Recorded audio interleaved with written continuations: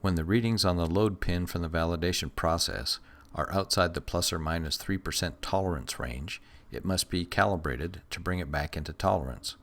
Recalibration takes place while the load pin and the measuring head are in the test stand. After the recalibration is complete, the load pin should go through a full validation process again.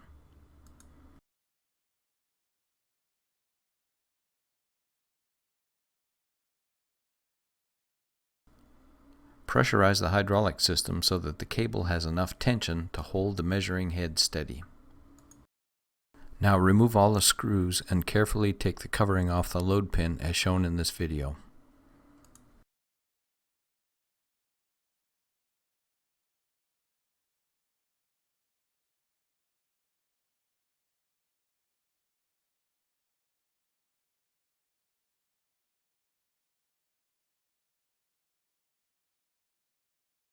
This is a picture of a typical circuit board inside a load pin. Pots or potentiometers are variable resistors. They are used to adjust values displayed on the panels. There are 3 adjustable pots on the circuit board inside the load pin: the shunt, the gain, and the zero pots. The first adjustment is a zero pot. With the cable slack, adjust the zero pot to 0. Next, pressurize the system so that the top panel reads 10,000 for our example in this video. Note that the pressurization value depends on the load pin that you're testing. Next, you'll adjust the gain pot to match the top panel's 10,000 pound reading. Then take the system back down to 0 and set the shunt cal pot to 10,000 also.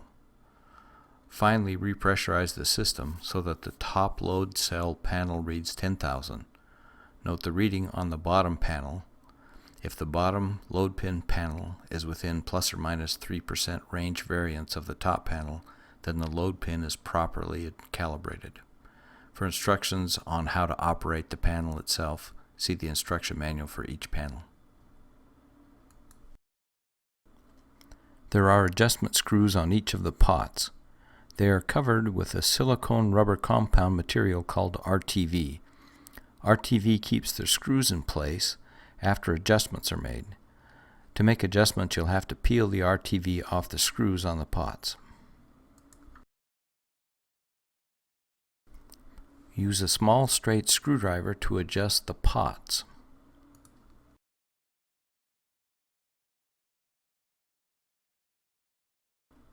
Turning the screws clockwise increases the values, and counterclockwise reduces the values displayed on the panel. This is how you adjust the pots to get the necessary values for the system calibration.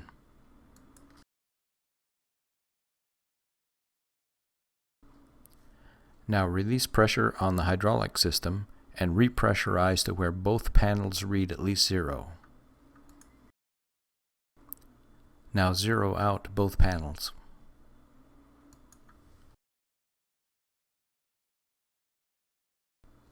Now pressurize the top load cell panel to 10,000.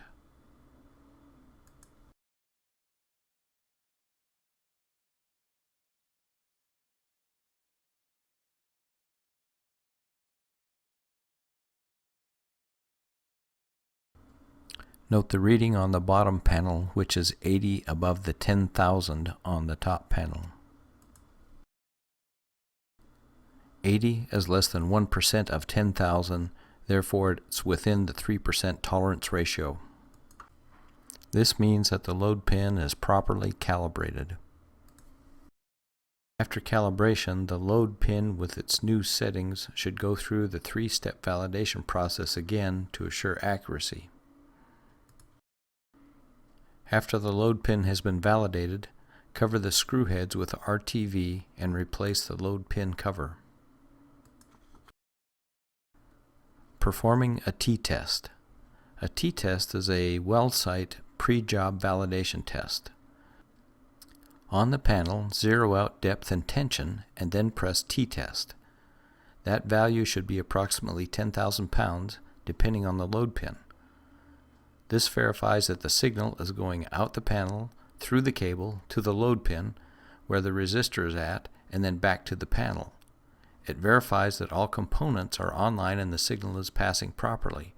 It also verifies that the panel can be zeroed.